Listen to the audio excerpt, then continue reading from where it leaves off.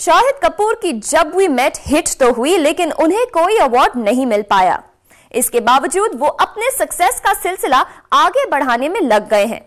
अपनी personal life के complications को भूलकर वो फिलहाल सिर्फ कंसंट्रेट करना चाहते हैं अपने काम पर।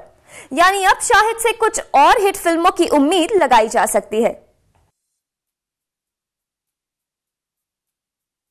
शाहिद कपूर ने जब वी मेट में दिखाया अपना अलग ही रूप और उनके इस मैच्योर्ड लवर के लुक को काफी अप्रिशिएट भी किया गया। हो सकता है कि शाहिद अब इसी तरह के रोल्स पर ज्यादा कंसंट्रेट करना चाहेंगे। इवेंचुअली क्या होता है कि अगर कोई भी फिल्म आपकी लोगों को पसंद आती है तो जैसा भी आपने कैरेक्टर निभाया है उसमें वो लोगों को अच्छा लगने लगता है। आई थिंक अगर मैं सिर्फ उसी तरह के रोल्स करूँ तो I will be limiting my self. But that being said, that definitely audience के लिए मेरा एक नया चेहरा ऑडियंस को देखने को मिला, तो कीपिंग दैट इन माइंड उस तरह के रोल्स भी करूंगा। पिछले 2 सालों में विवाह और जब वी मेट के रूप में 2 बड़ी हिट्स देने के बाद सुनने में आया है कि शाहिद ने अपनी फीस भी कर दी है काफी high.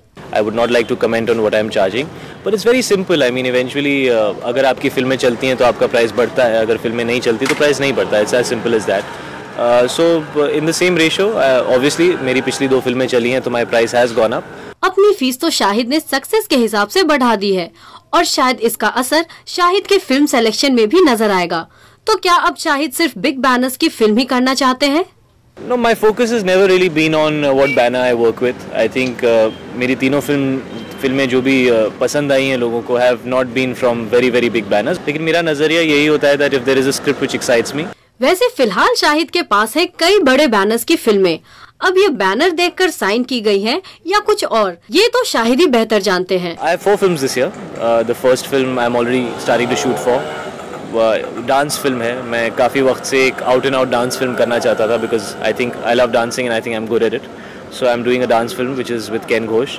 There is another film on release called Kismat Konnection which is with Aziz Mirza which I am very very excited about. Then there is a film with Yash Raj which is going to be a love story. Then there is a film with Vishal Bhardwaj, and then there is my father's film which he is directing.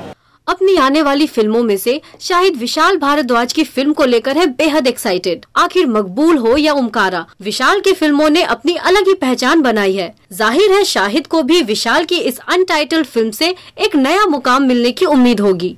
I am very very happy first of all कि मैं विशाल के साथ काम कर रहा हूँ because I hold him in very high esteem as a director. I think वो बहुत ही अच्छे डायरेक्टर हैं और सबसे अच्छी बात उनकी फिल्मों की ये होती है कि वो हमेशा कैरेक्टर ड्रिवन फिल्में बनाते हैं। उनके फिल्मों में जितने भी एक्टर्स काम करते हैं उनके परफॉर्मेंस को हमेशा अप्रिशिएट किया जाता है। शाहिद की फिल्मी करियर ने तो अब अच्छी रफ्तार पकड़ ली है, लेकिन इंडस्ट्री में रणबीर कपूर और नील नितिन मुकेश जैसे टैलेंटेड न्यू कमर्स ने भी बड़ी मजबूती से कदम रखा है। ऐसे में शायद शाहिद को करना पड़े एक टफ कंपटीशन का सामना।